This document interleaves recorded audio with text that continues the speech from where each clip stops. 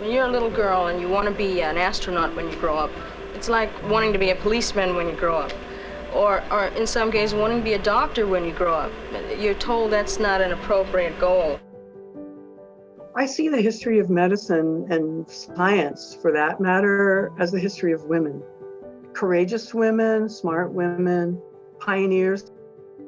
It's not just Florence Nightingale and Clara Barton, but ordinary women who did and do extraordinary things.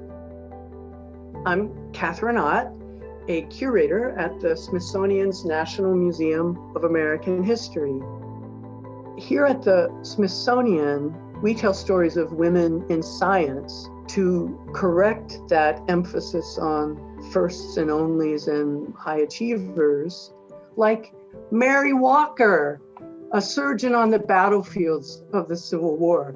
She's remembered as being a fearless doctor, and she believed in herself. When she married, she kept her own name. She wore men's clothing because they were easier to work in. I totally relate to that. And like many women ahead of their time and with a questioning nature, Walker was involved in social justice issues of her day, the abolition of slavery, women's rights, dress reform. She even tried to vote in 1871, which was nearly 50 years before women could legally cast a ballot. Anna Louise James got the bug to become a pharmacist while working in her brother-in-law's Connecticut pharmacy in the 1890s when she was 16. She liked the personal side of helping and healing people, and she eventually took over the pharmacy, and she lived there in the back up until the day she died when she was 91. Always a rock in her community. Then there's Margaret Chung, known also as Mom Chung, the amazing and legendary Chinatown physician. She treated celebrities, soldiers, politicians, both Asian American and white.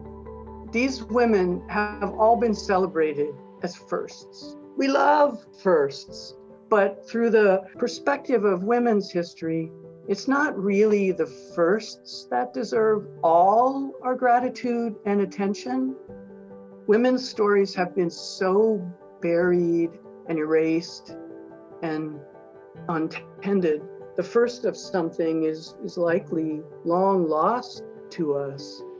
Today's researcher or practitioner is able to do what she does because of the hundreds of thousands of people who came before her and added their own small pieces to the puzzle.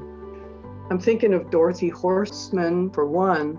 She was a Yale scientist trying to figure out how the polio virus traveled through the body, wreaking havoc.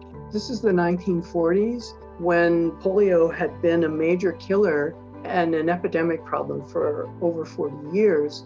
And despite that, scientists didn't know very much about the disease.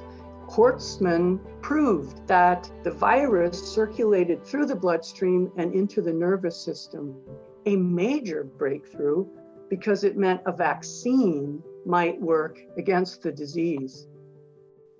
Thanks, Catherine.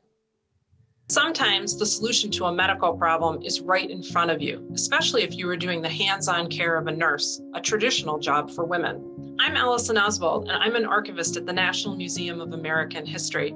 I document life-changing inventions created by women, many of whom are in our Picturing Women Inventors exhibition. One invention that seems so simple yet so profoundly changed the care of babies in the hospital was the Billy Bonnet, designed and patented by Sharon Rigoni. Rigoni was a neonatal intensive care nurse treating the tiniest of tiny babies. In the late 1990s, nothing babies needed, diapers or pacifiers, came in preemie sizes. So Rigoni invented them and founded a company called Small Beginnings. Her Billy Bonnet was ingenious. Rigoni designed a mask to protect babies' eyes from the harsh lights used to treat jaundice, an elevated level of bilirubin that caused yellow-colored pigment in blood. The bonnet was made of soft mesh that held a spongy mask in place. And Patricia Bath, an ophthalmologist, so strongly believed medical care belonged in the community setting, accessible to all. Her credentials are impressive. First African-American woman to receive a medical patent, train in ophthalmology at Columbia University, and join the surgical staff at UCLA. Yet she was an outspoken champion of the underserved affected by inadequate access to healthcare, an untiring proponent for STEM education for girls, and an inventor.